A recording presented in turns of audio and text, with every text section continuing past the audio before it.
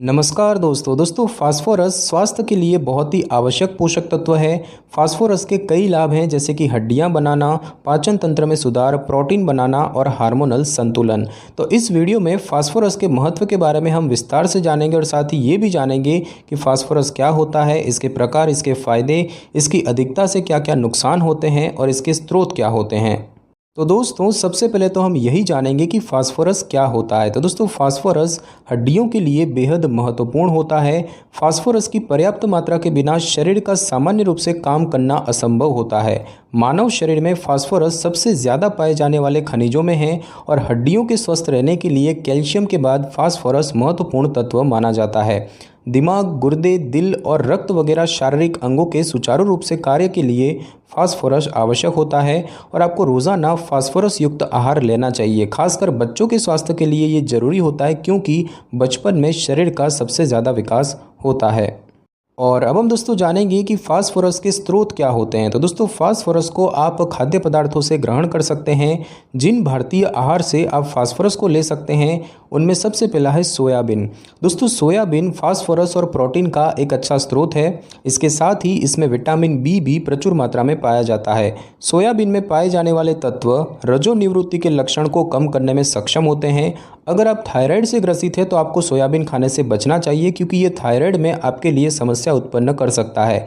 एक cup soybean का seven करने से आपको करीब 1309 मिलीग्राम फास्फोरस मिलता है जो कि आपकी फास्फोरस की रोज़ाना ज़रूरत का 131% होता है। उसके बाद दोस्तों बात की जाए अलसी के बीज की, तो अलसी के बीज में एंटीऑक्सीडेंट गुण होते हैं। फास्फोरस के साथ ही अलसी के बीजों में ओमेगा 3 फैटी एसिड मौजूद होता है। ओमेगा 3 दिल और दिमाग के लिए फ़ायदेमंद है। एक चम्मच अलसी के बीजों से करीब 65.8 मिलीग्राम फास्फोरस प्राप्त होता है जो फास्फोरस की प्रतिदिन की आवश्यकता का 7% होता है।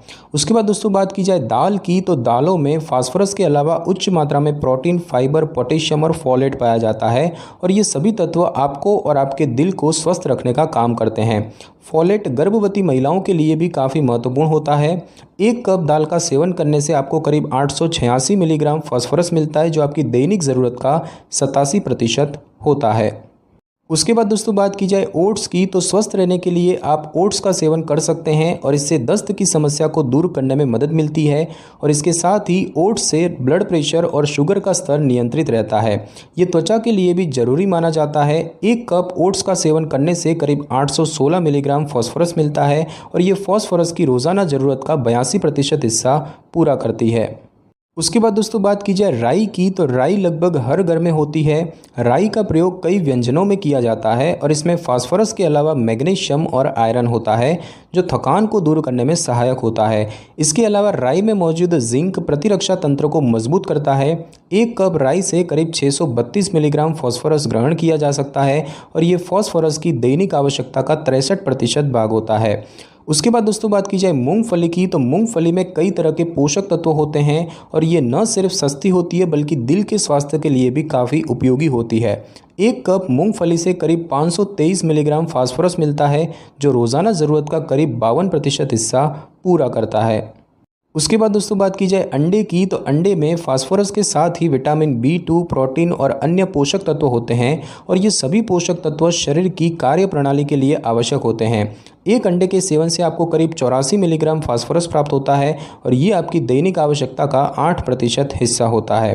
दोस्तों फास्फोरस के स्रोत में कुछ अन्य खाद्य पदार्थ भी शामिल हैं जैसे कि चिकन, बादाम, ब्राउन राइस, सूरजमुखी के बीज, राजमा, टोफू, दही, आलू और मटर। और अब हम दोस्तों जानेंगे कि फास्फोरस के फ़ायदे क्या होते हैं। तो दोस्तों फास्फोरस से शरीर को कई तरह के फ़ायदे होते हैं। सबसे पहला तो यही है कि ये हड्डियों और दांतों की मजबूती के लिए ज़रूरी है।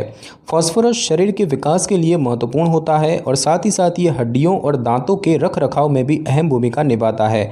हड्डियों को मजबूत बनाने के लिए फास्फोरस कैल्शियम के साथ मिलकर कार्य करता है। इसके अलावा ये मसूड़ों और दांतों की बाहरी परत को भी स्वस्थ बनाए रखने में सहायक होता है। ऑस्टियोपोरोसिस में होने वाले हड्डियों के नुकसान को कम करने में ये मदद करता है और हाल ही में फास्फोरस पर हुई रिसर्च में पता चला है कि ये दिल के स्वास्थ्य के लिए भी ज़रूरी होता है और इसके नियमित रूप से सेवन से आप दिल की धमनियों से संबंधित बीमारियों से खुद को बचा सकते हैं। साथ ही साथ दोस्तों फास्फोरस पाचन तंत्र को मजबूत बनाता है। ये पाचन तंत्र को मजबूत बनाने में महत्वपूर्ण भूमिका निभाता है। ये राइबोफ्लेविन और नियासिन को पचाने में मदद करता है। राइबोफ्लेविन और नियासिन विटामिन बी के दो प्रकार हैं जो कि शारीरिक ऊर्जा, चयापचय यानी कि मेटाबॉलिज्म, तंत्रिका और भावनात्मक प्रणाली के सही तरीके से काम करने के लिए जरूरी होते हैं। साथ ही साथ दोस्तों फास्फोरस गुर्दे को स्वस्थ रखने के लिए ज़रूरी है। गुर्दे को स्वस्थ रखने में फास्फोरस जरूरी माना जाता है। फास्फोरस पेशाब और मल त्याग की प्रक्रिया के माध्यम से गुर्दे से विषैले तत्वों को बाहर करने में मदद करता है। पेशाब की मात्रा और बारंबारता से आपके शरीर का यूरिक एसिड, नमक, पानी और वसा का स्तर संतुलित रहता है। फास्फोरस जो है ये पेशाब की मात्रा और बारंबारता को नियमित करके शरीर के सभी तरल पदार्थों को संतुलित करके आपको विषैले तत्वों से मुक्त रखता है। साथ ही साथ दोस्तों फास्फोरस जो है ये कमज़ोरी को दूर करने में भी सहायक है। फास्फोरस से मांसपेशियों की कमज़ोरी, किसी अंग के सुन्न होने, थकान और अन्य संबंधित स्वास्थ्य समस्याओं को दूर किया जा सकता है। शरीर में फास्फोरस का संतुलित स्तर आपको फिट और सक्रिय रखने के लिए महत्वपूर्ण होता है। फास्फोरस शरीर में होने वाली यौन कमजोरी को भी ठीक करता है। कामेच्छा में कमी, नपुंसकता और शुक्राणु की संख्या बढ़ाने के लिए भी फास्फोरस उपयोगी होता है। और अब हम दोस्तों जानेंगे कि रोज़ कितना फास्फोरस आपको लेना चाहिए। तो दोस्तों फास्फोरस को लेने की मात्रा आपकी उम्र पर निर्भर करती है। वयस्कों को बच्चों के मुकाबले कम मात्रा में फास्फोरस लेने की आवश्यकता होती है। किस उम्र के लोगों को कितनी मात्रा में फास्फोरस लेने की ज़रूरत होती है इसकी बात करें तो 0 से 6 महीने के शिशु के लिए 100 मिलीग्राम, 7 से 12 महीने के शिशु के लिए 275 मिलीग्राम, 1 से 3 साल के बच्चे के लिए 460 मिलीग्राम, 4 से 8 साल के बच्चे के लिए 500 मिलीग्राम, 9 से 18 साल के बच्चे के लिए 1250 मिलीग्राम और 19 वर्ष से अधिक उम्र के व्यक्तियों के लिए 700 मिलीग्राम।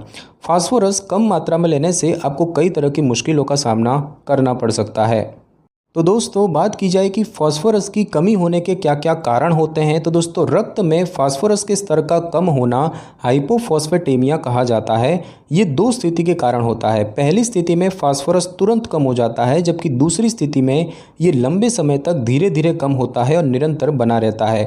पहली स्थिति में फॉस्फेट के अचानक कम होने से रक्त में इसकी मात्रा कम हो जाती है। तो दोस्तों शरीर में कुछ तरह के विकारों से ग्रस्त होने पर ऐसी स्थिति बनती है, जैसे कि शरीर में पोषक तत्वों की कमी होना, शराब का अधिक सेवन करना, डायबिटिक कीटोएसिडोसिस नाम का रोग होना और गंभीर रूप से जल जाना। और कई बार अचानक फास्फोरस कम होने से दिल की अतालता और मृत्यु का भी कारण बनता है।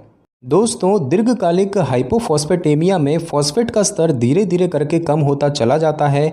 फॉस्फेट का अत्यधिक मात्रा में मल के साथ शरीर से बाहर निकलने से ये स्थिति उत्पन्न होती है और इसके कुछ मुख्य कारण होते हैं, जैसे कि हाइपरथायराइडिज्म या थायराइड बढ़ना, गंभीर रूप से दस्त होना, लंबे समय तक मूत्रवर्धक दवाओं का उपयोग करना, लंबे समय तक एल्यूमिनियम युक्त एंटासिड्स दवा की बड़ी मात्रा का उपयोग करना, या फिर थियोफाइलिन जो कि अस्थमा के इलाज के लिए एक दवा होती है उसकी बड़ी मात्रा का उपयोग करना। और अब हम दोस्तों जानेंगे कि फास्फोरस की कमी होने पर क्या क्या लक्षण होते हैं। तो दोस्तों फास्फोरस की कमी के लक्षण रक्त में फास्फोरस का स्तर बहुत कम होने पर ही महसूस होते हैं और इसकी वजह से मांसपेशियों में कमजोरी होने लगती है। फास्फोरस की और अधिक कमी होने पर व्यक्ति को बेहोशी के जोखिम पैदा हो जाते हैं और कुछ मामलों में बेहोशी के बाद व्यक्ति कोमा की स्थिति में जा सकता है या उसकी मृत्यु तक हो सकती है। कम गंभीर दीर्घकालिक हाइपोफॉस्फेटेमिया में हड्डियां कमज़ोर हो सकती है, जिसके कारण हड्डी में दर्द और फ्रैक्चर होने की संभावनाएं बढ़ जाती है। और कई लोगों को फास्फोरस की कमी की वजह से भूख लगनी बंद हो जाती है और वो धीरे धीरे कमज़ोर होने लगते हैं। और अब हम दोस्तों जानेंगे कि फास्फोरस की अधिकता से क्या क्या नुकसान होते हैं। तो दोस्तों फास्फोरस की अधिकता शरीर में विषैले तत्व पैदा करती है। इस खनिज की अधिक मात्रा होने से आपको दस्त की समस्या हो सकती है और इसके अलावा आपके टिश्यूज़ और अंगों में कठोरपन आ सकता है। फास्फोरस का उच्च स्तर आपके शरीर में लोहे यानी कि आयरन, कैल्शियम, मैग्नीशियम और जिंक वगैरह खनिजों को प्रभावित करता है और इससे शरीर के द्वारा खनिजों के उपयोग करने की क्षमता में गड़बड़ी आ सकती है। सामान्यतः रक्त में बहुत अधिक मात्रा में फास्फोरस होना दुर्लभ मामलों में गिना जाता है और आमतौर पर जिन लोगों को गुर्दे की समस्या होती है या जिनके शरीर में कैल्शियम को नियंत्रण करने में समस्या आती है उनमें फास्फोरस की अधिकता हो सकती है। तो दोस्तों फास्फोरस की अधिकता होने पर आपको कुछ लक्षण दिखाई दे सकते हैं, जैसे कि चिंता, भूख की कमी, सांस लेने में दिक्कत, अंगों का सुन्न होना, चिड़चिड़ापन, कमजोरी और थकान, जोड़ों का सख्त होना और हड्डियां कमज़ोर होना। तो दोस्तों फास्फोरस एक महत्वपूर्ण रासायनिक तत्व है जिसका प्रतीक P और परमाणु संख्या 15 है। ये तत्व पृथ्वी की पपड़ी में पाया जाता है और जीवन के लिए आवश्यक है क्योंकि ये DNA, RNA और ATP जैसे अणुओं का हिस्सा है। फास्फोरस की दो प्रमुख अपरूपताएं हैं, सफ़ेद और लाल। सफ़ेद फास्फोरस अत्यधिक प्रतिक्रियाशील और विषाक्त होता है, जबकि लाल फास्फोरस कम प्रतिक्रियाशील और अधिक स्थिर होता है। फास्फोरस का उपयोग कृषि में उर्वरक के रूप में, दिया सलाई बनाने में और विभिन्न उद्योगों में किया जाता है। इसके बिना पौधों की वृद्धि और जीवों के ऊर्जा संचरण की प्रक्रिया बाधित हो जाती है। तो दोस्तों आज की इस वीडियो में बस इतना ही। अगर आपको मेरी ये वीडियो और जानकारी अच्छी लगी हो तो वीडियो को लाइक और शेयर कर दीजिए और कमेंट करना बिल्कुल भी ना भूलें। और अगर आप हमारे चैनल पर नए हैं तो चैनल को कर लें सब्सक्राइब और बेल आइकन के बटन को ज़रूर क्लिक कर लें ताकि मेरी नई वीडियो की नोटिफिकेशन सबसे पहले आपको मिल सके। Thanks for your time.